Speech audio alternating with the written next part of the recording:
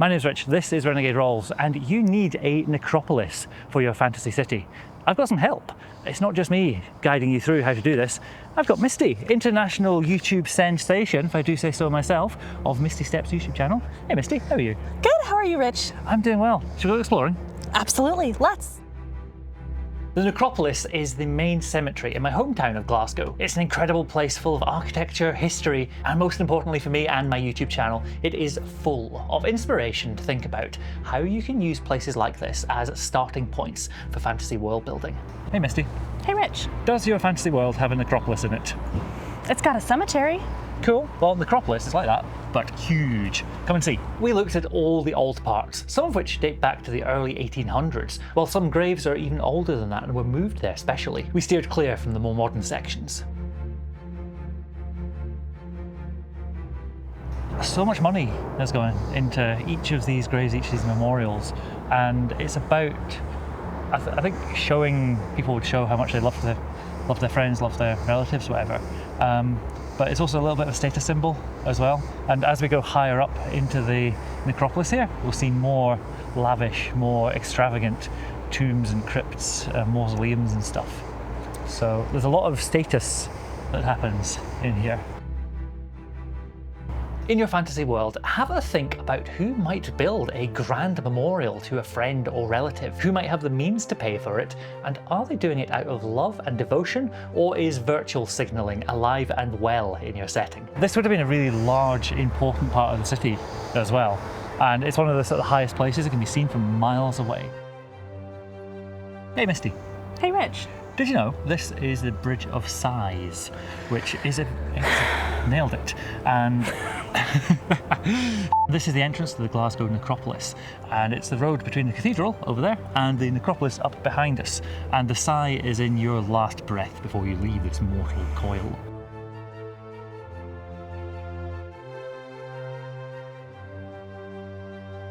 The reason why they have a bridge here is so that people don't just wander into the place.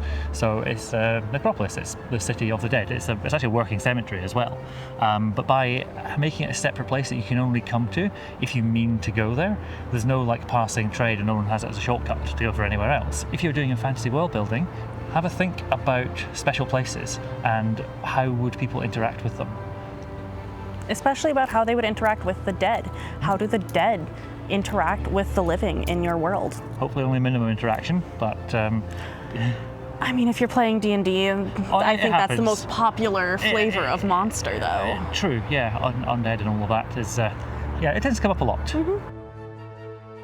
This is the Monteith Mausoleum, and it's my favourite structure here, even though it's in a sad state of repair. It's inspired by the Knights Templar Church of the Holy Sepulchre of Jerusalem. There's no writing, lettering, or numerals inscribed anywhere on it. So if you don't know what you're looking at, it's going to be a bit of a mystery. At the very top is a small version of the Karagic monument of Lysicrates, which I think I pronounced right. You know how horror films always have tombstones covered in ivy for added spookiness? Well, that's totally real. Look.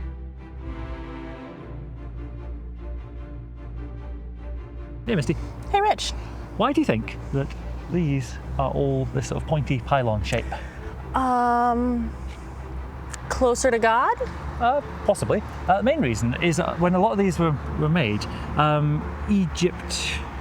Egyptology was at its absolute highest. Oh, that's right. There was a huge obsession in the 1800s with Egypt and with archaeology and stuff. Yes. And it's cool to see like, hey, that was a fashion of the time. The thing that was like cool and trendy made it into tombstones and sort of burial plots and things as well. Yeah, they took the obelisks from ancient Egyptian times and Victorianized it, if you will. Exactly, yeah, and put it into sort of Scottish granite. Every culture has different traditions around the dead, and it is fascinating to look at the history of this place, which is right on my doorstep. There are so many interesting things to see here, which can really spark your imagination. The architecture here is a lovely mess of styles, ranging across hundreds of years. In your fantasy worlds, have a think about, just because you're in a particular location, they're all influenced by others, and it might not be like that other location at that time. Maybe the burial site of some old god's been found in a far off city, now everyone's obsessed. And that could be really cool to build some world building around, which would have ramifications across your place, wherever it might be. Exactly. Okay. I think a great example of that in fiction is the Dragon Age world. Almost everywhere except one place burns their dead because they don't want to deal with the zombies. Smart. Feels wise, because that's a thing that regularly happens in that world. But Nivara buries their dead, and then they have undead problems all the time. But what happens if one of your fantasy worlds, say, starts during cremation and the rest of the world doesn't? Yeah. Are they looked upon as ghoulish or ghastly, or is it something that kind of starts taking over as a trend? You mentioned that there was also an undercroft under the cathedral, so are there also bodies underground in Glasgow as well? Oh, sure, yeah. So there's a history of burying bodies as deep as you can so the grave robbers can't get them. I don't know if we'll see any here, but some graves actually have iron cages over them in order to deter grave robbers, because we are just next to the hospital as well. And for a while, that was how you advanced medicine. Until formaldehyde got more popular, yeah, in the 80s, 1880s. Yeah, thank you, formaldehyde. Very useful. Thanks to Civil War. Which one? Who's Civil War? Americans. Oh, right. Is actually when formaldehyde got popular because they would have to transport bodies a long way back home. Sure. So that's when they started using that. Huh. That was in the 1860s, but even in the 1880s, it was still prominent for grave robbers to happen because not everyone could afford embalming. Rich people would get to avoid the grave robbers because the whole point of grave robbing was to sell the organs and stuff. In embalming, you don't have that anymore. Sorry if this is morbid for your channel. I'm just gonna go.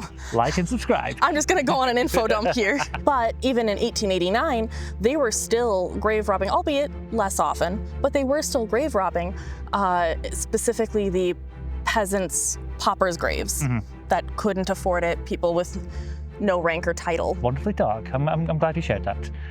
Please never turn against me. No promises. My big discovery today is that even though there's very much a Scottish style to the structures here, inspiration and ideas are taken from all over the world. So when you're building any fantasy location, whether that's a necropolis or an entire city or country, remember that everywhere is interconnected.